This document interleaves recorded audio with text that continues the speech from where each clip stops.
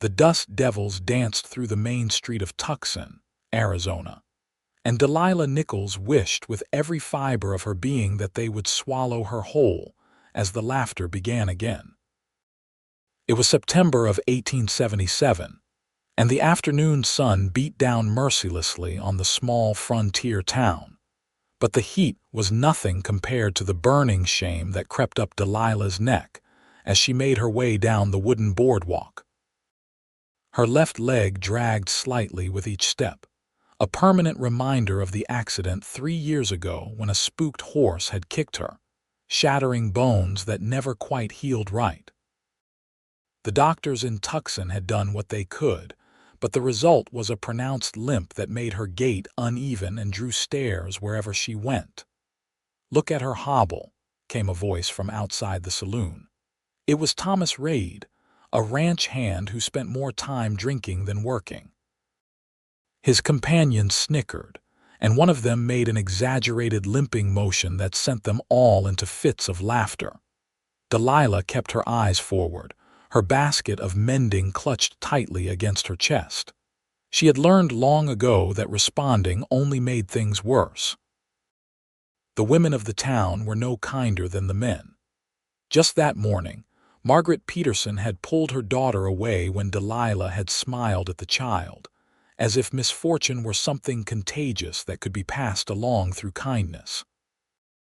At 22 years old, Delilah had resigned herself to a life alone. No man wanted a wife who could not dance, who could not help properly with ranch work, who would bear children who might inherit her damaged leg. Never mind that the injury was not born into her, that it was merely an accident of fate. The people of Tucson had decided what she was worth, and that worth was very little indeed. She was halfway to the general store when she heard the hoofbeats. A rider was coming down the main street at an easy trot, and something made her glance up from beneath the brim of her bonnet. The man sat tall in his saddle, his broad shoulders outlined against the bright sky. He wore a dark hat pulled low, and dust covered his clothes from what must have been a long ride. As he drew closer, Delilah caught sight of his face and felt her breath catch despite herself. He was handsome in a rugged, weathered way, with a strong jaw shadowed by several days of stubble and eyes that were startlingly blue even from a distance. But what struck her most was the way he carried himself, with a quiet confidence that suggested he had nothing to prove to anyone. He looked to be in his mid-20s, old enough to have seen some of life but young enough that it had not yet hardened him completely. Lucas Vaughn had been riding for 3 days straight, and Tucson looked like exactly what he needed. A place to rest his horse, get a hot meal, and maybe a bath if they had such accommodations. He had just sold a herd of cattle in New Mexico and was making his way back to his small ranch outside of Prescott when he decided to take a detour through southern Arizona.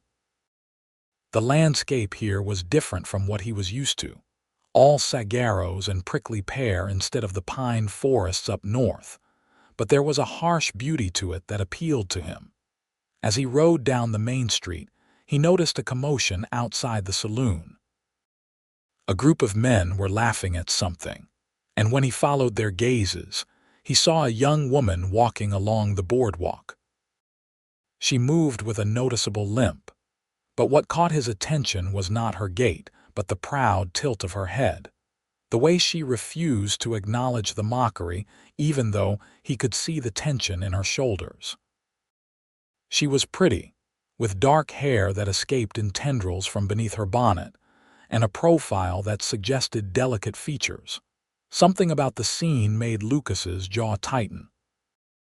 He had seen enough cruelty in his life to recognize it in all its forms, and there was something particularly cowardly about grown men mocking a woman for something she could not help. His father had taught him that a man's character was measured not by how he treated his equals, but by how he treated those who could not fight back. Without really thinking about it, Lucas guided his horse toward the boardwalk and dismounted smoothly. The woman was several paces ahead of him now, still moving steadily despite her limp. He looped his reins over the hitching post, and then, in a few long strides, he caught up with her. Delilah sensed rather than saw the man fall into step beside her. She glanced up in surprise, finding herself looking at the tall cowboy who had just ridden into town. Up close, he was even more striking, with those blue eyes that seemed to see right through her and a mouth that was set in a firm line. "Afternoon, miss," he said, tipping his hat to her. His voice was deep and warm, with a hint of friendliness that she had not heard directed at her in a long time.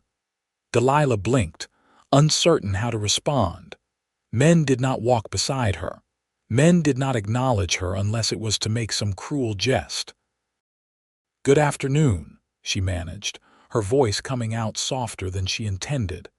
They walked on together, and Delilah was acutely aware of the sudden silence from the men outside the saloon.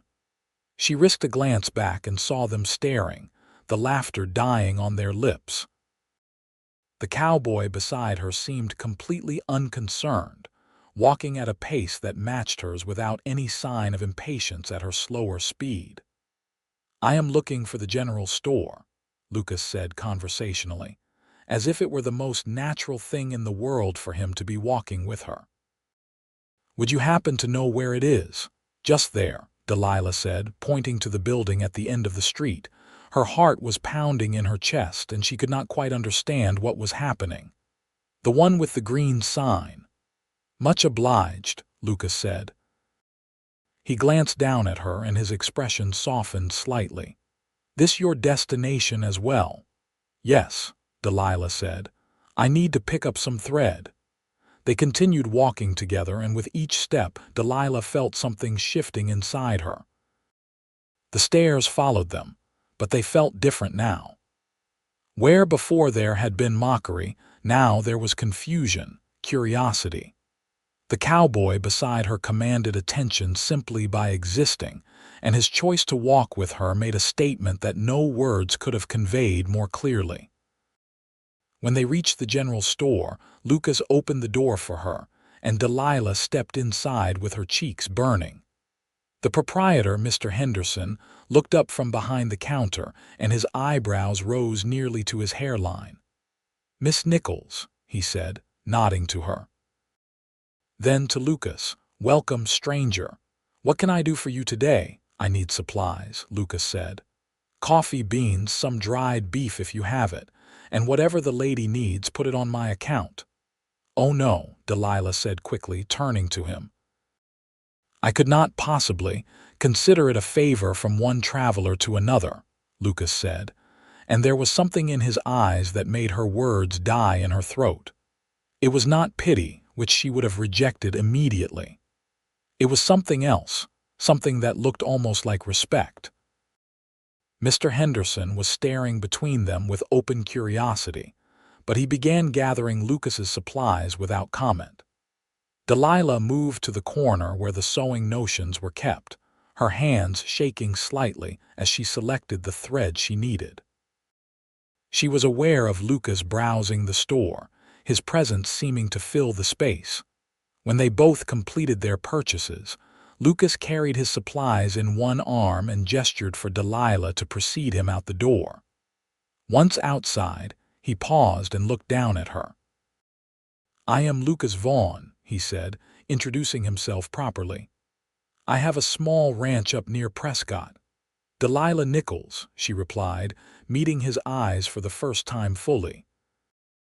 Up close, she could see flecks of gray in the blue of his irises and tiny lines at the corners that suggested he smiled often. "I live here in Tucson." "It is a pleasure to make your acquaintance, Miss Nichols," Lucas said, and he sounded like he meant it. "Would you allow me to walk you home? My horse needs some rest before I can move on, and I would appreciate the company." Delilah hesitated. Every instinct told her to refuse, to not allow herself to hope for kindness that would inevitably be snatched away. But there was something about Lucas Vaughn that made her want to take the risk. "I live just at the edge of town," she said. Above the seamstress shop. Lead the way, Lucas said. They walked together through Tucson, and if Delilah had thought the stairs were intense before, they were nothing compared to now. Every person they passed seemed to stop and gape. Mrs. Peterson stood frozen outside the dry goods store, her mouth hanging open. The men outside the saloon had fallen completely silent, watching with expressions that ranged from confusion to something that might have been resentment. Lucas seemed oblivious to it all. He talked as they walked, telling her about his journey from New Mexico, about the cattle drive and the way the landscape changed as you traveled north. His voice was easy and comfortable, and Delilah found herself relaxing despite the attention they were drawing. "What happened to your leg, if you do not mind my asking?" Lucas said as they turned down the side street where Delilah lived. His tone was casual, curious but not intrusive. Delilah stiffened slightly, but then she realized that his question was genuine, without any of the morbid curiosity or barely concealed disgust she usually encountered. "A horse kicked me," she said. 3 years ago. The bones healed but not properly. The doctors said there was nothing more they could do." Lucas nodded thoughtfully. "I knew a man once who had been trampled by a bull, walked with a cane the rest of his life. He was the best horseman I ever met, though. Said the injury taught him patience, made him more aware of the animal's moods. It was not sympathy, not pity. It was just a story, a way of saying that injury did not define worth." Delilah felt something tight in her chest begin to loosen. They reached the seamstress shop, and Delilah stopped at the external stairs that led up to her small apartment. "This is where I live," she said. "Thank you for walking with me, Mr. Vaughn. It was kind of you." Lucas looked up at the building and then back at her. "Would you object if I called on you tomorrow, Miss Nichols? I expect to be in town for a few days, and I would enjoy the conversation." Delilah's heart skipped a beat. "Why would you want to do that?" Lucas tilted his head, studying her. "Because I find you interesting," he said simply, "and because I would like to know you better." "People will talk," Delilah warned him. "They already think poorly of me." "If you are seen spending time with me, let them talk," Lucas said, and there was a firmness in his voice that brooked no argument. "I stopped caring what small-minded people thought a long time ago." Delilah found herself smiling, really smiling, for the first time in weeks. "In that case, Mr. Vaughn, I would be pleased to receive you tomorrow." "Lucas," he said. "Please call me Lucas." "Then you must call me Delilah," she replied. Lucas tipped his hat to her, a gesture that seemed almost courtly. "Until tomorrow, Delilah." She watched him walk back toward the main street, his supplies under his arm and his stride confident. When he disappeared around the corner, she hurried up the stairs to her apartment, her heart racing. Once inside, she set down her basket and moved to the small mirror that hung on the wall. Her reflection looked the same as always: dark hair, brown eyes, a face that was pretty enough but nothing special. And yet, for the first time in 3 years, she felt like perhaps she was not invisible after all. That night, Delilah lay awake in her narrow bed, listening to the sounds of Tucson settling down for the evening. Below her window, she could hear fragments of conversation from people passing by, and more than once she caught her own name. The gossip had already begun, speculation about the handsome stranger and why he had chosen to walk beside the crippled seamstress. She told herself not to read too much into Lucas's actions. He was probably just a kind man who would move on in a few days and forget all about her. It would be foolish to let herself hope for anything more. And yet, despite her best efforts, hope flickered to life in her chest like a candle in the darkness. The next morning dawned bright and clear, and Delilah found herself spending extra time on her appearance. She brushed her hair until it shone, pinning it up carefully, and chose her best dress, a simple blue cotton that brought out the color of her eyes. She was just finishing her breakfast when she heard footsteps on the stairs outside. Her heart leaped into her throat. Could it be Lucas already? But when she opened the door, she found not the cowboy but her employer, Mrs. Sarah Fletcher, who owned the seamstress shop below. "Delilah," Mrs. Fletcher said, her expression tight. "We need to talk, Mrs." Fletcher was a widow in her 50s, a stern woman who had given Delilah work and a place to live when no one else would. Delilah owed her a great deal, and she felt a flutter of nervousness at the woman's serious tone. "Of course," Delilah said, stepping back to let her employer inside. "Is something wrong?" Mrs. Fletcher moved into the small apartment and turned to face Delilah with her arms crossed. "I heard about what happened yesterday," she said. "The stranger who walked with you through town." "Mr. Vaughn," Delilah said. "He was just being kind." "Kind, Mrs." Fletcher repeated, and there was something in her voice that Delilah could not quite identify.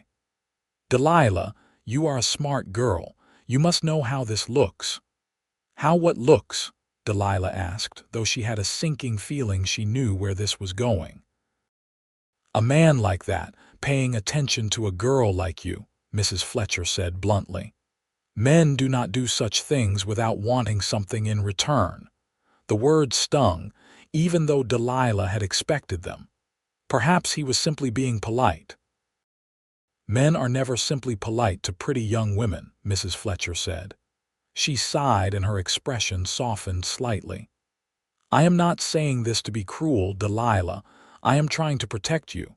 You are vulnerable and men can sense that. They can take advantage." "Lucas is not like that," Delilah said, and was surprised by the conviction in her own voice. Mrs. Fletcher raised an eyebrow. "Lucas, is it? You are already on familiar terms with him." Delilah felt her cheeks heat. "He asked me to use his given name. And that does not concern you, Mrs." Fletcher shook her head. "Listen to me, child. I have seen too many young women ruined by men who made them promises they had no intention of keeping. This stranger will move on in a few days, and you will be left here with your reputation in tatters." "My reputation is already in tatters," Delilah said quietly. "People mock me in the streets. They act as if I am invisible or, worse, as if I am something distasteful to be avoided. Whatever happens with Lucas, it cannot be worse than that, Mrs." Fletcher's expression shifted to something that might have been sympathy. "I know it has been difficult for you here," she said. "But you have work and a home. You have stability. Do not throw that away for a handsome face and a few kind words." Before Delilah could respond, there was a knock at the door. Both women turned, and Delilah felt her pulse quicken. She moved to the door and opened it to find Lucas standing there, hat in hand. He had cleaned up since yesterday, his face freshly shaved and his clothes brushed free of dust. He looked even more handsome than she remembered, and the smile he gave her made her stomach flip. "Good morning, Delilah," he said. Then, noticing Mrs. Fletcher, he nodded politely. "Madam." Mrs. Fletcher looked him up and down with a critical eye. "You are the man who has set the whole town talking," she said. "Mr. Vaughn, is it?" "Yes, madam," Lucas said. "Lucas Vaughn. I own a ranch up near Prescott." "And what brings you to Tucson, Mr. Vaughn?" "Just passing through," Lucas said easily. "Sold some cattle in New Mexico, and decided to see a bit more of the territory before heading home." Mrs. Fletcher studied him for a long moment. "And what are your intentions toward my employee?" Lucas did not flinch from her direct gaze. "I intend to get to know her better, madam. She seems like a fine woman, and I enjoy her company." "The man who enjoys a woman's company usually wants something from her," Mrs. Fletcher said bluntly. "Mrs. Fletcher," Delilah gasped, mortified, but Lucas just smiled slightly. "You are right to be protective of her, madam. Shows you have good sense. But I can assure you my intentions are honorable. I simply wish to spend some time with Miss Nichols if she will allow it." Mrs. Fletcher looked between them, and Delilah could see her employer weighing her words carefully. Finally, she sighed. "Very well. But Delilah, you have work to do this afternoon. Do not forget." "I will not," Delilah promised. Mrs. Fletcher nodded and moved past Lucas to the door. She paused on the threshold and looked back at him. "If you hurt her, Mr. Vaughn, you will answer to me." "Understood, madam," Lucas said, and there was genuine respect in his voice. When Mrs. Fletcher had gone, Delilah let out a breath she had not realized she was holding. "I apologize for that," she said. "She means well." "No apology necessary," Lucas said. "It is good that you have someone looking out for you." He held out his arm to her. "I thought perhaps you might show me around Tucson, if you are free this morning." Delilah looked at his offered arm, at the solid strength of it, and felt something warm unfurl in her chest. She slipped her hand into the crook of his elbow, feeling the firm muscle beneath the fabric of his shirt. They descended the stairs together, and as they emerged onto the street, Delilah was once again aware of the stares that followed them. But with Lucas beside her, tall and confident and utterly unconcerned with the attention, she found that she did not care as much as she had before. They walked through Tucson at a leisurely pace, and Delilah pointed out the various buildings and landmarks.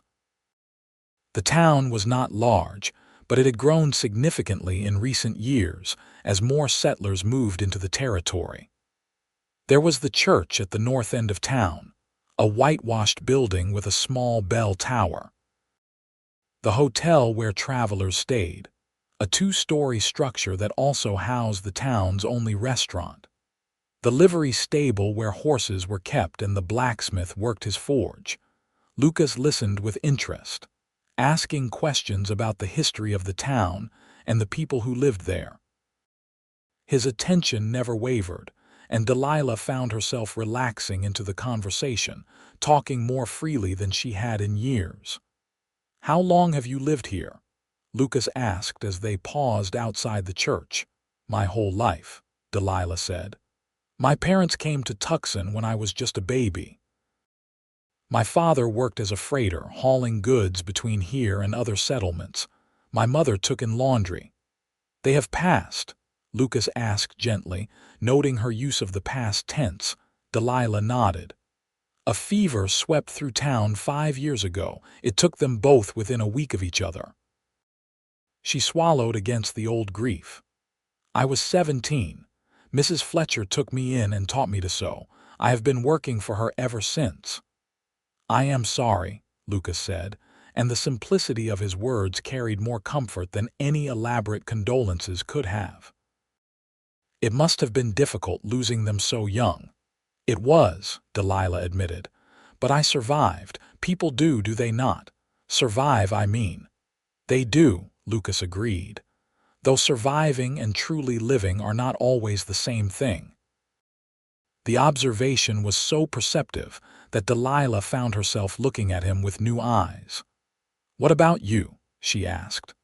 "What is your story, Lucas Vaughn?" They started walking again, heading toward the edge of town where the buildings gave way to open desert.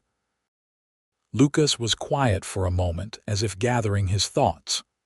"I grew up in Texas," he said finally. "My father was a rancher, and I learned the trade from him. He was a hard man but fair, and he taught me everything he knew about working cattle and horses. When I was 20, he died in a riding accident. My mother had passed when I was young, so I was left with the ranch and no real idea what to do with it." "That must have been difficult," Delilah said. "It was," Lucas said. "I tried to keep the ranch going, but I was young and inexperienced, and I made mistakes. Eventually, I had to sell it to pay off debts. I took the money I had left and headed west, working as a ranch hand wherever I could find employment. A few years ago, I saved enough to buy my own place near Prescott. It is small, but it is mine, and I have been building it up slowly." "Do you work it alone?" Delilah asked. "Mostly," Lucas said. I hire help during roundup and branding, but the rest of the time it is just me and my horses. It can be lonely, but there is also a freedom in it. They had reached the outskirts of town now, where the desert stretched out in all directions, endless and beautiful in its harshness. Lucas stopped and looked out over the landscape, and Delilah studied his profile, the strong lines of his face and the way the morning sun caught in his hair. "Why did you walk beside me yesterday?" she asked suddenly. The question had been burning in her mind since it happened, and she could not hold it back any longer. Lucas turned to look at her, his blue eyes serious. "Because those men were being cruel," he said, "and because you deserved better than their mockery." "You do not even know me," Delilah pointed out. "I know enough," Lucas said. He stepped closer to her, close enough that she could see the individual lashes that framed his eyes. "I know that you carry yourself with dignity even when others try to strip it from you. I know that you have survived loss and injury and the small-minded cruelty of people who should know better. I know that when you smile, really smile, it lights up your whole face." Delilah's breath caught in her throat. No one had ever spoken to her like this, with such direct honesty and admiration. "Lucas," she began, but she did not know how to finish the sentence. "I know something else too," Lucas said softly. "I know that from the moment I saw you yesterday, walking down that street with your head held high, I could not stop thinking about you. And I know that I want to keep walking beside you, for as long as you will let me." The declaration hung in the air between them, heavy with meaning. Delilah felt tears prick at her eyes, but they were not tears of sadness. They were tears of something she had almost forgotten how to feel, hope. "I am damaged," she whispered, needing him to understand. "My leg will never be right. I cannot do all the things a normal woman can do." "You are not damaged," Lucas said firmly. He reached out and gently tilted her chin up so that she was looking directly into his eyes. "You are Delilah Nichols, and you are one of the strongest people I have ever met. Your leg does not define you any more than my past defines me. We are both just people, trying to make our way in this world, and I would very much like to make my way alongside you." A tear slipped down Delilah's cheek, and Lucas caught it with his thumb, the gesture so tender that it made her heart ache. "I do not know what to say," she admitted. "Say you will let me court you properly," Lucas said. "Say you will give us a chance."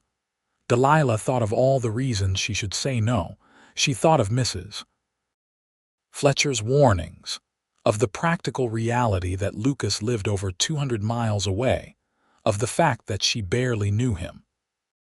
But then she thought of the way he had walked beside her with pride, the way he looked at her as if she were something precious, and she realized that sometimes taking a chance was the bravest thing a person could do. "Yes," she said, her voice steady despite the emotions swirling inside her. "Yes, I will give us a chance." The smile that broke across Lucas's face was like the sun coming out from behind clouds. He took her hand in his calloused fingers warm and strong, and brought it to his lips. The kiss he pressed to her knuckles was chaste and respectful, but it sent a shiver through her entire body. They stood there for a long moment, hands clasped, looking out over the desert together. And for the first time in 3 years, Delilah felt like perhaps her life was not over after all. Perhaps, instead, it was just beginning. Over the next week, Lucas became a fixture in Tucson, and more specifically, a fixture at Delilah's side. Each morning, he would arrive at her apartment with a smile and an idea for how they might spend the day. They walked through the town. They rode out into the desert with Delilah seated carefully on Lucas's horse in front of him. They sat in the shade of the cottonwood trees along the creek and talked for hours about everything and nothing. The people of Tucson watched this courtship with a mixture of fascination and confusion. Some, like Thomas Reed and his friends, muttered darkly about the stranger who thought he was too good to drink with them. Others, particularly some of the older women in town, began to look at Delilah with something approaching respect. Mrs. Peterson even smiled and nodded to her one morning, a gesture so unexpected that Delilah nearly tripped over her own feet in surprise. But not everyone was pleased by the development. On the 5th day of Lucas's stay, Delilah was in the seamstress shop working on a dress when the door opened and Margaret Peterson walked in. The woman was the mayor's wife, a sharp-featured matron who ruled Tucson's social circles with an iron fist. "Mrs. Peterson," Delilah said, standing up from her sewing table. "How may I help you?" Margaret looked around the shop with a critical eye before settling her gaze on Delilah. "I came to speak with you about Mr. Vaughn," she said without preamble. Delilah felt a flutter of nervousness but kept her expression neutral. "What about him?" "The whole town is talking about you too," Margaret said. "It is most unseemly, the way you have thrown yourself at him." "I have done no such thing," Delilah said, her voice tight. "Lucas and I have simply been spending time together." "Lucas," Margaret repeated with a sneer. "You are on very familiar terms for such a short acquaintance. Do you not see how this looks? A man of means paying attention to a crippled seamstress. It is obvious what he wants from you, and it is not honorable." The words hit like a physical blow, but Delilah forced herself to stand tall. "You do not know anything about Lucas or his intentions." "I know men," Margaret said. "And I know that they do not court women like you for respectable reasons. When he has had his fun, he will leave and you will be ruined." "That is enough," came a voice from the doorway. Both women turned to see Mrs. Fletcher standing there, her expression thunderous. "Mrs. Peterson, I will thank you to leave my shop immediately." Margaret drew herself up. "I am simply trying to protect the girl from her own foolishness. You are trying to tear down someone who has done nothing to deserve your scorn," Mrs. Fletcher said coldly. "Now leave before I forget my manners entirely." Margaret's face flushed with anger, but she swept out of the shop without another word. When she was gone, Mrs. Fletcher turned to Delilah with a sigh. "Are you all right?" she asked. Delilah nodded, though her hands were shaking. "Thank you for defending me." Mrs. Fletcher came over and placed a hand on Delilah's shoulder. "I will admit, I had my doubts about Mr. Vaughn at first," she said. "But I have been watching the two of you this past week, and I see the way he looks at you. That is not the look of a man with dishonorable intentions. That is the look of a man falling in love." The words made Delilah's heart skip a beat. "Do you really think so?" "I do," Mrs. Fletcher said. "And I think you are falling for him too, are you not?" Delilah thought about the question. She thought about the way her heart leaped every time she heard Lucas's footsteps on the stairs, the way his smile could light up her entire day, the way she felt safe and valued when she was with him. "Yes," she admitted softly. "I think I am, Mrs." Fletcher smiled, a rare expression on her usually stern face. "Then hold on to that, Delilah. Love is precious and rare, especially the real kind. Do not let people like Margaret Peterson poison it with their bitterness." That evening, Lucas took Delilah to dinner at the hotel restaurant. It was the first time they had been seen together in such a public, formal setting, and Delilah was nervous as they entered the dining room. Every eye in the place turned to watch them, and she heard the immediate buzz of whispered conversation, but Lucas seemed completely at ease. He helped her into her chair with the same courtesy he would have shown a fine lady, and then settled into his own seat across from her. When the waiter came, Lucas ordered for both of them, choosing dishes he thought she might enjoy. "You are creating quite a scandal, you know," Delilah said once they were alone again, "courting me so openly." Lucas shrugged, unconcerned. "Let them scandalize. I have never been one to worry about what others think." "But does it not bother you?" Delilah pressed. "The stares, the gossip." Lucas reached across the table and took her hand, his thumb rubbing gentle circles on her skin. "The only thing that would bother me is if I let their opinions keep me from being with you," he said. "Everything else is just noise." Their food arrived and they ate while talking about Lucas's ranch. He described it to her in vivid detail. The small house he had built himself, the barn and corrals, the pastures where his horses grazed. As he spoke, his eyes lit up with passion, and Delilah could see how much the place meant to him. "It sounds wonderful," she said wistfully. "I have never been anywhere but Tucson." "Then you should come visit," Lucas said. The words came out casually, but there was an intensity in his gaze that suggested the invitation meant more than it appeared on the surface. "I could not possibly," Delilah said, though the idea sent a thrill through her. "It would not be proper." "What if we made it proper?" Lucas said. He set down his fork and looked at her seriously. "Delilah, I know we have only known each other a week. I know that is not very long by most people's standards, but I also know what I feel when I am with you, and I know what I want for my future." Delilah's heart was pounding so hard she was sure everyone in the restaurant could hear it. "What do you want?" she whispered. "You," Lucas said simply. "I want you in my life, in my home, by my side. I want to wake up every morning and see your face. I want to come in from working the ranch and find you there. I want to build a life with you, Delilah Nichols, if you will have me." Tears welled up in Delilah's eyes. "Lucas, are you asking me to marry you?" "I am," Lucas said. He reached into his pocket and pulled out a small velvet pouch. From it, he extracted a ring, simple gold with a small sapphire set in the center. "This was my mother's," he said. "It is not much, but it is the most precious thing I own. And I would be honored if you would wear it." Delilah stared at the ring, at the way the sapphire caught the lamplight, and she felt as if her heart might burst. This could not be happening. Things like this did not happen to girls like her, girls with damaged legs and no prospects. "Lucas, are you certain?" she asked, needing to give him one more chance to reconsider. "Once people know you are engaged to me, there will be no taking it back. You will be tied to the crippled seamstress for the rest of your life." Lucas's expression hardened. "Do not call yourself that," he said firmly. "And yes, I am certain. I have never been more certain of anything in my life." He stood up and came around the table, and then, to Delilah's shock and the gasps of everyone watching, he knelt beside her chair.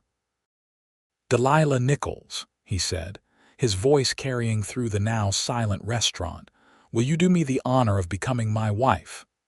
Delilah looked into his blue eyes, saw the sincerity and hope and love shining there, and she knew that this was real. This was not a dream or a cruel joke. This was a man who saw her, truly saw her, and loved her anyway. No, not anyway. Loved her because of who she was, every part of her, including the parts she had learned to think of as broken. "Yes," she said, her voice thick with tears. "Yes, Lucas, I will marry you." The smile that broke across his face was radiant. He slipped the ring onto her finger, and it fit as if it had been made for her. Then, with everyone watching, he leaned in and kissed her gently on the lips. It was Delilah's first kiss, and it was everything she had never dared to dream a kiss could be.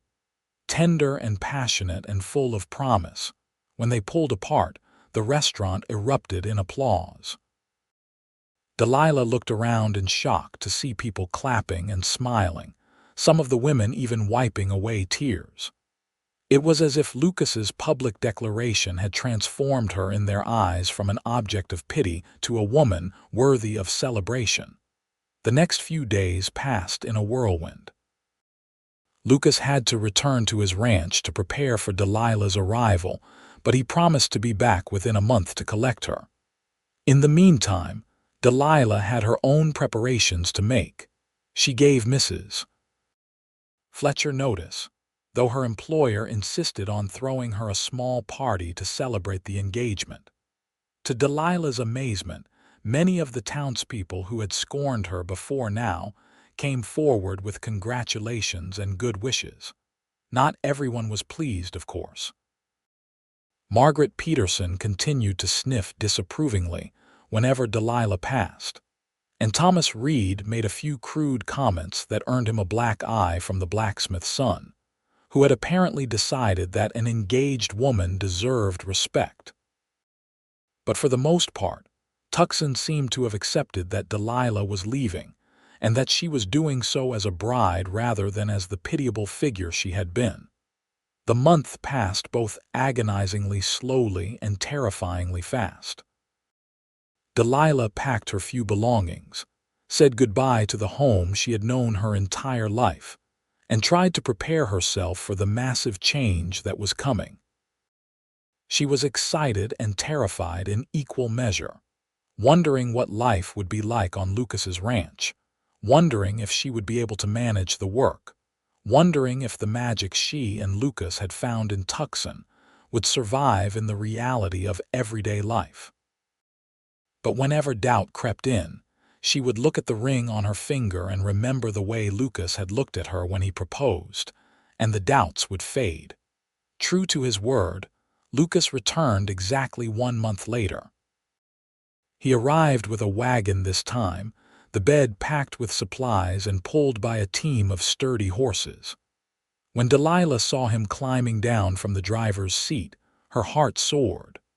A month apart had only intensified her feelings, and when he swept her into his arms, she laughed with pure joy. "I missed you," he murmured against her hair. "I missed you too," Delilah said, breathing in the familiar scent of him, leather and soap and something uniquely Lucas. They were married the next day in the small church at the north end of town.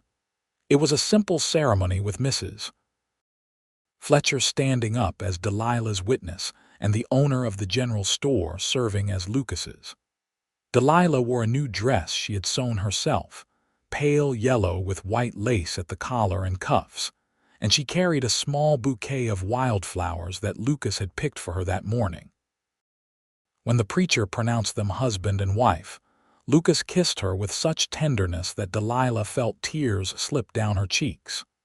They were happy tears, tears of joy and relief and overwhelming gratitude that she had been given this second chance at life. After the ceremony, there was a small reception at the hotel. More people attended than Delilah had expected, and she was touched by the genuine warmth of their congratulations. Even Margaret Peterson showed up, though she left quickly and with barely a word. As the sun began to set, Lucas helped Delilah up onto the wagon seat beside him. Their belongings were loaded in the back, everything Delilah owned in the world fitting into a few trunks and boxes. It was both sad and liberating, closing this chapter of her life and beginning a new one. They set out from Tucson in the golden light of evening, and Delilah looked back only once at the town that had been her home for 22 years. She felt no regret at leaving it behind.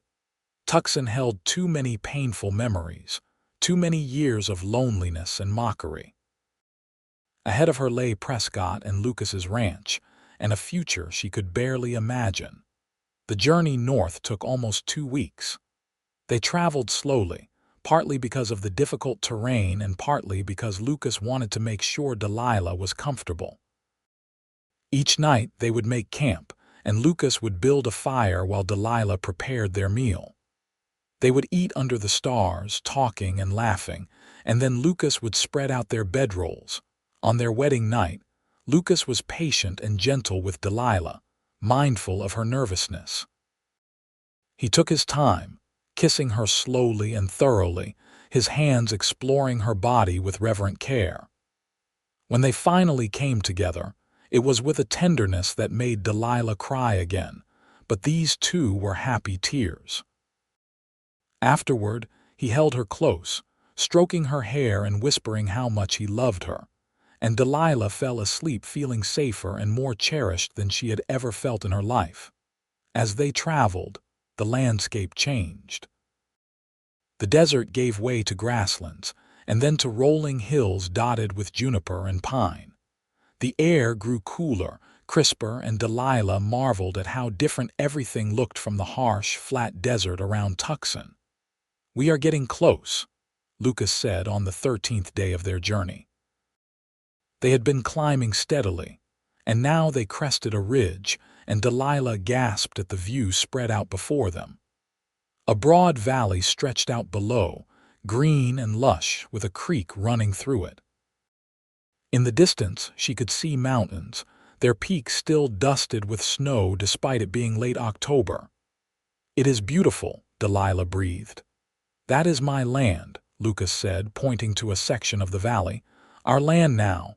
The house is just beyond that rise." They descended into the valley, and as they drew closer, Delilah could make out the buildings Lucas had described to her. The house was small but well built, constructed of logs with a shingled roof. There was a barn and several corrals, and she could see horses grazing in the pasture. As they pulled up in front of the house, a dog came bounding out, barking excitedly. It was a medium-sized mutt with floppy ears and a wildly wagging tail. "That is Scout," Lucas said, laughing as the dog jumped up to greet him. "I got him as a puppy a few years ago. He is supposed to be a cattle dog, but he is not very good at it. Too friendly." Delilah reached down to pet the dog, who immediately transferred his affection to her, licking her hand enthusiastically. She laughed, delighted, and Lucas smiled at the sight. He helped her down from the wagon and led her to the house. The inside was simple but cozy, with a large main room that served as both kitchen and living area, a separate bedroom, and a small loft that could be used for storage or, Lucas said with a meaningful look, for children someday. "It is not much," Lucas said, watching her anxiously as she looked around. "But we can add on as we need to. I know it is not what you might have hoped, for it is perfect," Delilah interrupted, turning to him with shining eyes. "Lucas, it is absolutely perfect," and it was. It was a home, a real home, the first she had truly had since her parents died. More than that, it was a place where she was wanted, where she belonged, where she could build a life with the man she loved. Over the following weeks and months, Delilah settled into her new life. She learned the rhythms of the ranch, the way Lucas rose before dawn to tend to the animals, the way the seasons dictated the work that needed to be done. She took over the domestic tasks, cooking and cleaning and mending, and she discovered that she enjoyed the work in a way she never had when she was doing it for Mrs. Fletcher. Her legs still pained her sometimes, especially when the weather changed, and there were tasks she simply could not do. But Lucas never made her feel inadequate because of it. He adapted the work to suit her abilities, and when she felt frustrated by her limitations, he would remind her of all the things she could do, all the ways she contributed to their life together. The neighboring ranchers and their families were welcoming, and Delilah found herself making friends for the first time in years. The women in the area would gather once a month for quilting circles, and they included Delilah without hesitation. The fact that she limped was noted but not remarked upon. Out here, everyone had their hardships, and no one was judged for the scars they carried. As winter set in and snow blanketed the valley, Delilah and Lucas spent long evenings by the fire. He would read to her from the books he owned, or they would simply talk, sharing stories from their pasts and dreams for their future. Lucas wanted children, he told her, as many as she was willing to give him. Boys to help work the ranch, girls to fill the house with laughter. The idea both thrilled and terrified Delilah, but she wanted it too, wanted to build a family with this man who had given her back her life. Their first winter together was hard in some ways. Money was tight, and the cold was more intense than anything Delilah had experienced in Tucson. But it was also the happiest time of Delilah's life. She and Lucas grew closer with each passing day, learning each other's habits and preferences, building the foundation of their marriage. Spring came, and with it, new life. The horses foaled, and Delilah delighted in watching the gangly babies learn to walk. Lucas taught her to ride properly, patiently working with her until she could stay in the saddle without pain. It took time and effort, and there were moments of frustration, but eventually, Delilah found that she could ride, really ride, and the freedom of it was exhilarating. In late spring, Delilah realized that she had missed her monthly courses. At first, she thought it was just the change in climate or the different food, but when another month passed, she began to hope. Lucas noticed the change in her immediately. "What is it?" he asked one morning as they sat eating breakfast. "You have been glowing lately." Delilah bit her lip, suddenly nervous. "I think I might be with child," she said softly. The fork clattered from Lucas's hand onto his plate. "Truly," he breathed, his eyes going wide. "I think so," Delilah said. "I cannot be certain yet, but all the signs are there." Lucas was around the table in an instant, pulling her up into his arms and spinning her around. Delilah laughed and clung to him, her own joy bubbling up to match his. "We are going to have a baby," Lucas said, his voice full of wonder. He set her down carefully as if she were suddenly made of glass. "Are you feeling all right? You need to rest. Should I fetch the doctor?" "Lucas, I am fine," Delilah said, laughing at his sudden anxiety. "Women have been having babies since the beginning of time. I am healthy and strong." But as the months passed and her belly grew round with their child, Delilah discovered a new fear. What if the baby inherited her damaged leg? What if her injury meant she could not carry the child properly? The local doctor, an older man named Dr. Harrison, who rode out to the ranch to check on her, assured her that the injury to her leg would not affect the baby. But the worry persisted. Lucas, sensing her fear, did everything he could to comfort her. He would lie with his hand on her belly, talking to the baby, telling it stories about the ranch and the life they would have together. And when Delilah cried from fear or hormones or simple overwhelm, he would hold her and let her cry, never once making her feel foolish for her emotions. In early December, almost exactly a year after she and Lucas had met, Delilah went into labor. It was long and difficult, and there were moments when she was sure she could not go on. But Lucas stayed by her side the entire time, holding her hand and wiping her brow and whispering encouragement. And when Dr. Harrison finally placed a squalling, red-faced baby in her arms, Delilah looked down at the tiny face and fell instantly, completely in love. "It is a boy," Dr. Harrison announced, smiling. "A healthy baby boy." Lucas was crying openly, tears streaming down his face as he looked at his son. "He is perfect," he whispered. "Delilah, he is perfect." They named him James after Lucas's father, and from the moment he entered the world, he wrapped both his parents around his tiny finger. He was a good baby, healthy and strong, with Lucas's blue eyes and Delilah's dark hair. And his legs, both of them, were straight and perfect. The months after James's birth were exhausting and wonderful in equal measure. Delilah discovered depths of love she had not known existed, and she watched in awe as Lucas transformed into a father, patient and gentle and endlessly devoted to their son. The ranch work continued, but now it was punctuated by diaper changes and midnight feedings, and Lucas would often come in from the fields to find Delilah nursing James by the fire, singing softly to him. As James grew into a toddler, he proved to be fearless and curious, getting into everything and giving his parents both delight and heart attacks in equal measure. Lucas built him a small rocking horse, and James would spend hours riding it, making galloping sounds and pretending to herd cattle. Life on the ranch settled into a comfortable rhythm. The years passed, marked by the changing seasons and the growth of their family. When James was 3, Delilah gave birth to a daughter they named Rose, who had her mother's brown eyes and her father's easy smile. 2 years after that came another son, Henry, who was quieter than his siblings but just as loved. The ranch prospered as Lucas's reputation as a horseman grew. People came from all over the territory to buy his horses, and slowly but surely, their financial situation improved. Lucas built an addition onto the house, giving the children their own bedroom and creating more space for their growing family.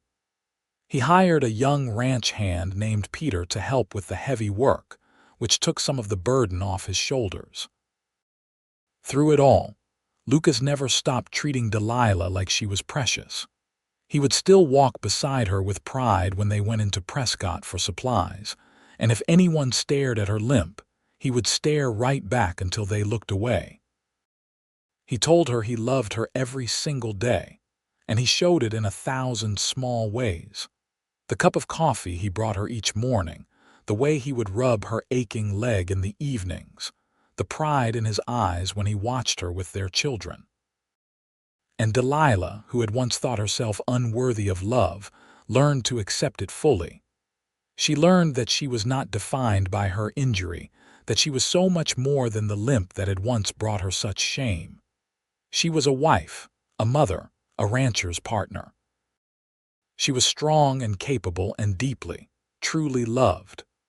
One evening when James was 10 and Rose 7 and Henry 5, the family sat together on the porch of their home. The sun was setting over the mountains, painting the sky in shades of orange and pink, and Scout, now gray around the muzzle, dozed at their feet. The children were playing a game with stones, and Lucas sat with his arm around Delilah, watching them with contentment. "You ever think about Tucson?" Lucas asked softly. Delilah considered the question. It had been years since she had left, years since she had even thought about the town where she had spent the first part of her life. "Sometimes," she admitted. "But only in the way you think about a place you used to live, not as somewhere I long to return to." "Do you have any regrets?" Lucas asked. Delilah turned to look at her husband, at the man who had walked beside her with pride when no one else would, who had seen past her limp to the person beneath, who had loved her so completely that she had learned to love herself. She looked at their children, healthy and happy and so full of life. She looked at their home, at the ranch they had built together, at the life they had created. "Not a single one," she said, and she meant it with every fiber of her being. Lucas smiled and pulled her closer, pressing a kiss to the top of her head. "Good," he said, "because I certainly do not." As the stars began to appear in the darkening sky, Delilah thought about the girl she had been in Tucson, the one who had limped through town with her head down, accepting mockery as her due. That girl seemed like a stranger now, someone from another life entirely. The woman she had become was stronger, happier, more fully herself than she had ever imagined possible. And it had all started with a cowboy who chose to walk beside her. The years continued to pass, each one bringing its own joys and challenges. When James turned 16, Lucas began teaching him the finer points of running the ranch, preparing him to eventually take over the family business. Rose proved to have a talent for healing, spending hours with Dr. Harrison when he visited, learning about medicines and treatments. Henry, quiet and thoughtful, loved books and talked about becoming a teacher someday. Lucas and Delilah supported each of their children's dreams, encouraging them to become whoever they wanted to be. They had learned from their own experiences that life was too short and too precious to waste trying to fit into molds created by others' expectations. On their 20th wedding anniversary, Lucas surprised Delilah with a trip back to Tucson. She had not asked to go, but he thought perhaps it might be meaningful to see how much had changed, both in the town and in themselves. They made the journey in late spring, taking 2 weeks to travel south.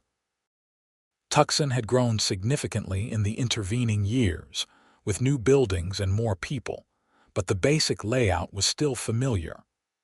Lucas and Delilah walked down the main street together, and Delilah realized with a start that no one was staring at her limp. Partly because no one recognized her after all this time, but partly because she carried herself so differently now. She was not the broken, ashamed girl she had been. She was a confident woman who knew her own worth. They visited the seamstress shop, which was still there but under new ownership. Mrs. Fletcher had passed away 5 years earlier, they learned, but she had lived to a good age and had spoken often of her former employee who had married so well. The new owner, a young woman named Catherine, was impressed when she learned who Delilah was. Mrs. Fletcher used to tell the story all the time, Catherine said, about the cowboy who walked beside you when no one else would, and how he swept you off your feet. She said it was the most romantic thing she had ever seen. Delilah smiled, her eyes misting with tears at the memory of her former employer. She was kind to me when I needed it most, she said softly. They spent 3 days in Tucson before heading home, and Delilah found that the visit brought her a sense of closure. The town that had once held such pain for her had become just a place, no different from any other. Her real life, her real home, was in Prescott with Lucas and their children. As they rode back north, Lucas reached over and took her hand. "Thank you for coming back with me," he said. "I know it was not easy." "It was exactly what I needed," Delilah replied. "To see how far we have come, to remember where we started, it makes me appreciate what we have even more." Lucas raised her hand to his lips and kissed it, the gesture as tender as it had been 20 years ago in the Tucson Hotel restaurant. "I love you, Delilah Vaughn," he said. "I loved you from the moment I saw you walking down that street, and I will love you until the day I die." "And I love you," Delilah said, her voice thick with emotion. "You gave me back my life, Lucas. You made me believe I was worth loving." "You were always worth loving," Lucas said firmly. "I just helped you see it." They returned to the ranch to find everything running smoothly in their absence. James had managed the work beautifully, proving that he was more than ready to take on greater responsibility. Rose had helped deliver a foal while they were gone, assisting Dr. Harrison, who had been called in when complications arose. Henry had kept detailed records of everything that happened, his neat handwriting filling pages of the ledger. "You have raised good children," Lucas told Delilah that night as they lay in bed. "Strong, capable, kind children. We raised them," Delilah corrected.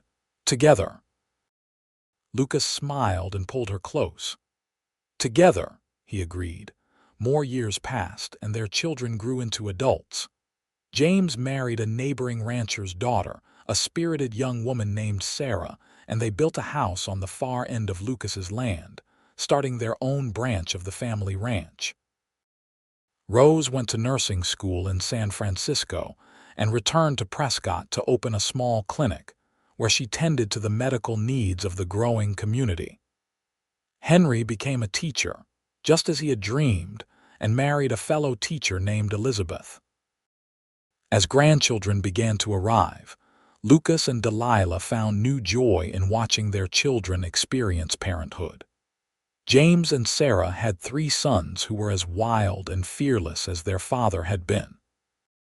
Rose and her husband, a doctor she had met in San Francisco, had twin daughters who were bright and curious. Henry and Elizabeth had a son and a daughter who both inherited their parents' love of learning. The ranch continued to prosper, and Lucas, now in his 50s, began to slow down a bit, letting James take over more of the day-to-day operations.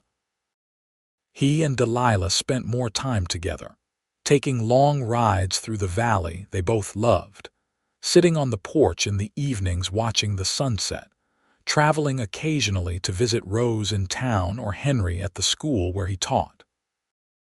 Delilah's legs still pained her, especially as she aged, but it was a familiar pain now, one she had long since made peace with. On days when it was particularly bad, Lucas would massage it for her, his touch still capable of making her feel cherished and cared for even after all these years. One autumn evening, when they were both in their 60s, they sat together on the porch watching their grandchildren play in the yard. The air was crisp with the promise of winter, and Scout's great-great-grandson, a dog they had named Scout the Fourth, barked excitedly as the children ran. "We have had a good life," Delilah said softly, leaning her head on Lucas's shoulder. "The best life," Lucas agreed. He turned to look at her, and the love in his eyes was as strong as it had been that first day in Tucson.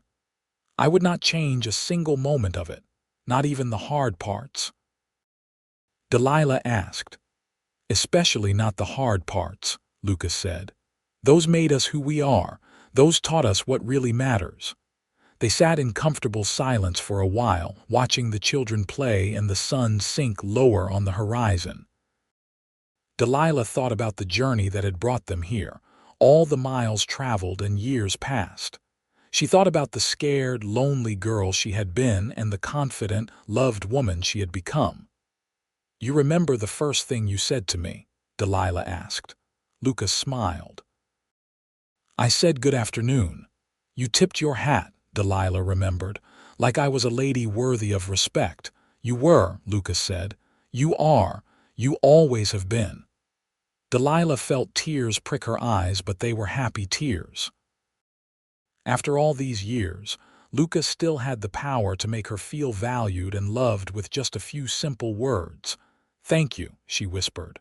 "For what?" Lucas asked. "For walking beside me," Delilah said.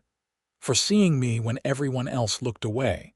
For loving me when I could not love myself. For giving me this life."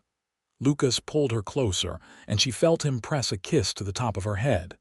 "Thank you for letting me," he said. "Thank you for taking a chance on a dusty cowboy who did not have much to offer except his heart." "Your heart was everything," Delilah said. As darkness fell and the children were called inside by their parents, Lucas and Delilah remained on the porch, wrapped in each other's arms. The stars came out one by one, filling the sky with their ancient light, and somewhere in the distance, a coyote howled. They had built something lasting together, something that would endure long after they were gone. Their children would carry on the ranch, their grandchildren would tell their stories, and the legacy of their love would live on in the generations to come. But for now, in this moment, it was just the two of them. The cowboy and the woman with the limp, the man who had walked beside her with pride and the woman who had learned to walk tall. Two people who had found each other against all odds and built a life that was richer and more beautiful than either of them could have imagined. As they sat together under the stars, Delilah reflected on how a single act of kindness had changed the trajectory of her entire life. Lucas's decision to walk beside her that day in Tucson had been the beginning of everything. Their courtship, their marriage, their family, this ranch, this life they had built together. One moment of courage and compassion had rippled out in ways neither of them could have predicted, touching not just their own lives but the lives of everyone around them. Their children had grown up seeing a marriage built on mutual respect and genuine love. They had learned that true strength lay not in physical perfection, but in character and kindness. They had been taught to look past surface differences and see the person beneath.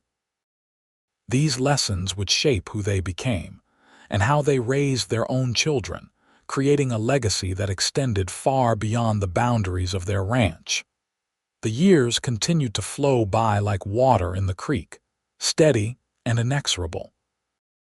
Lucas and Delilah grew older together, their hair turning gray and their bodies slowing down, but their love never diminished. If anything, it deepened with time, growing richer and more complex as they accumulated decades of shared experiences and memories. When Lucas was 72, he suffered a bad fall from a horse and broke his hip. For months, he was confined to the house, frustrated by his inability to work and his dependence on others. But Delilah nursed him with the same patience and tenderness he had always shown her, and when he finally recovered enough to walk again, he did so with a pronounced limp of his own. The first time they walked together through Prescott, both of them limping now, they caught each other's eye and burst out laughing. It was a moment of perfect understanding, of shared experience that needed no words. They were both marked by life's hardships now, both carrying visible reminders of their mortality. And yet they were together, still walking side by side after all these years. "We are quite a pair," Lucas said, still chuckling. "The best pair," Delilah said, squeezing his arm. They made it to their 50th wedding anniversary, a milestone they celebrated with all their children and grandchildren gathered at the ranch. James and Sarah hosted the party, and it seemed like half the territory showed up to honor the couple who had become something of a legend in the area. People told stories about Lucas and Delilah, about their enduring love and the example they had set for others. During the party, James stood up to make a toast. "My parents taught me many things," he said, his voice carrying across the crowded yard. "They taught me how to work hard, how to treat people with respect, how to build something lasting. But the most important thing they taught me was how to love. They showed me that real love is not about finding someone perfect. It is about finding someone worth fighting for and then fighting for them every single day. It is about walking beside your partner through whatever life throws at you, with your head held high and pride in your heart." There was not a dry eye in the crowd when he finished, and Lucas and Delilah stood together to acknowledge the toast. They were both crying, overwhelmed by the love and respect of their family and friends, grateful beyond words for the life they had been given. That night, after all the guests had gone home and they were alone in their bedroom, Lucas held Delilah close. 50 years, he marveled. "It seems like both a lifetime and no time at all." "I know what you mean," Delilah said. "Sometimes I still feel like that girl in Tucson, limping through town and wishing I were invisible. And then I look around at everything we have built, and I cannot quite believe it is real." "It is real," Lucas assured her. "All of it. The children, the grandchildren, this ranch, this life. We made it real together." "I wish it could last forever," Delilah whispered. "In a way it will," Lucas said. "We live on through our children and their children. The love we built here will echo through generations." It was a comforting thought, and Delilah held on to it as they drifted off to sleep in each other's arms. Lucas passed away peacefully in his sleep 2 years later, at the age of 74. He had spent his last day doing what he loved, riding through the ranch with James, checking on the horses, enjoying the sunshine and the wide open spaces of the valley he had called home for more than 5 decades. That night, he had dinner with Delilah and they talked and laughed like they always did. He told her he loved her, kissed her goodnight, and simply did not wake up the next morning. The grief was overwhelming, but there was also a strange sense of peace. Lucas had lived a full, happy life. He had died doing what he loved, in the place he loved, having spent his last evening with the woman he loved. There was a rightness to it, even in the midst of the heartbreak. Delilah lived for another 7 years after Lucas's death, surrounded by her children and grandchildren. She spent her days tending a small garden, watching her great-grandchildren play, and remembering. She told stories about Lucas to anyone who would listen, keeping his memory alive through her words. And every evening, she would sit on the porch and look out over the valley, imagining she could feel him there beside her, When she finally passed away at the age of 81, it was with a smile on her face and Lucas's ring still on her finger. Her children found her in her favorite chair on the porch, wrapped in a quilt, looking out at the sunset. It was exactly how she would have wanted to go. They buried her next to Lucas on a hill overlooking the ranch, and the entire community turned out for the funeral. Person after person stood up to talk about the impact Delilah and Lucas had made on their lives. They spoke of kindness and courage, of love that transcended circumstance, of two people who had shown everyone around them what it meant to truly walk through life together. Rose, now a respected doctor in her 60s, stood up last. "My mother used to tell me about the day she met my father," she said, her voice steady despite her tears. "She said he was the first person who saw her as whole, not broken. The first person who looked past her limp and saw the woman she really was. But what she did not understand until much later was that she did the same thing for him. My father had been alone for a long time, carrying his own wounds and scars that no one could see. My mother saw him too, really saw him, and loved him for exactly who he was. They saved each other that day in Tucson, and they spent the rest of their lives proving that love is not about perfection. It is about acceptance and dedication and walking beside each other, always." As the sun set on the day of Delilah's funeral, casting golden light over the ranch that had been her home for so many years, her descendants gathered together. They were a testament to the love she and Lucas had shared. Strong, kind, capable people who had been shaped by the example of their grandparents' marriage.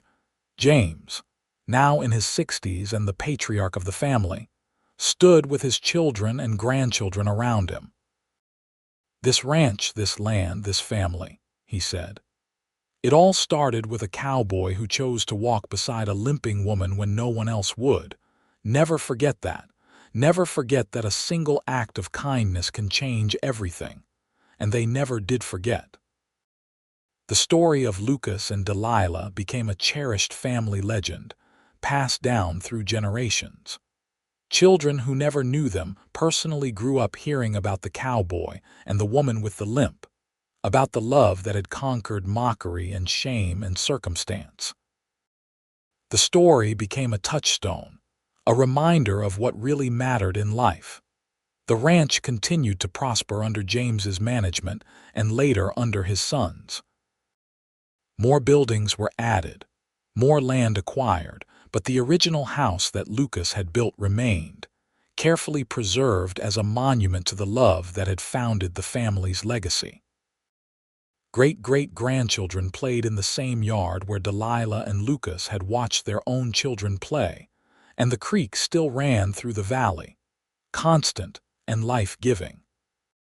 In the town of Prescott, a small plaque was erected in the town square honoring Lucas and Delilah Vaughn, pioneers who had exemplified the best qualities of the American West: courage, kindness, and enduring love. And in Tucson, though no one living remembered them anymore, their story persisted as local folklore, the tale of the cowboy who walked beside the limping woman and loved her for exactly who she was.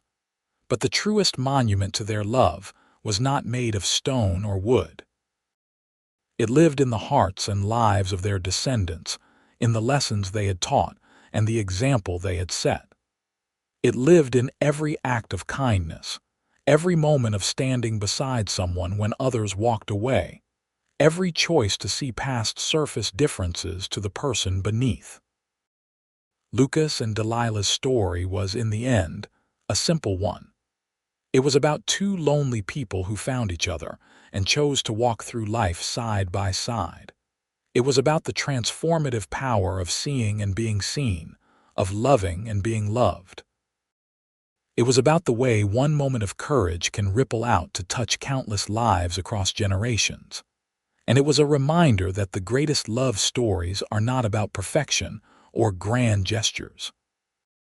They are about showing up day after day, year after year, and choosing to walk beside the person you love with pride and dedication, no matter what challenges life brings. In a small cemetery on a hill overlooking a valley in Arizona, two headstones stand side by side. The inscriptions are simple. Lucas Vaughn, 1852–1926, beloved husband, father, and friend. He walked beside her with pride. Delilah Vaughn, 1855–1933, beloved wife, mother, and friend. She taught us all to walk tall. The wind blows across the hill, carrying the scent of sage and pine. The sun sets over the mountains, painting the sky in brilliant colors. And somewhere in the valley below, their descendants continue the work they began, living lives shaped by the love of two people who refuse to let the world define their worth. The story that began on a dusty street in Tucson in 1877, with a cowboy choosing to walk beside a limping woman, created a legacy that would endure for generations. It proved that love is not about finding someone without flaws or challenges. It is about finding someone worth standing beside and then standing beside them, proudly and without hesitation, for all the world to see. And that is exactly what Lucas Vaughn did for Delilah Nichols on a hot September day in 1877. He walked beside her when no one else would. He saw her when others looked away. He loved her when she had forgotten how to love herself. And in doing so, he gave her back her life and built a legacy that would outlive them both by many generations. Their story reminds us all that sometimes the most heroic thing a person can do is simply choose kindness when cruelty would be easier. That the most powerful statement we can make is to stand beside someone society has deemed unworthy. And that true love is not found in fairy tales or grand romantic gestures, but in the quiet, steady choice to walk beside someone through whatever life brings, with your head held high and your heart full of pride. That is the legacy of Lucas and Delilah Vaughn. That is their gift to the world. And that is why their story, born in the dust and heat of an Arizona afternoon over 150 years ago, still has the power to move hearts and inspire lives today.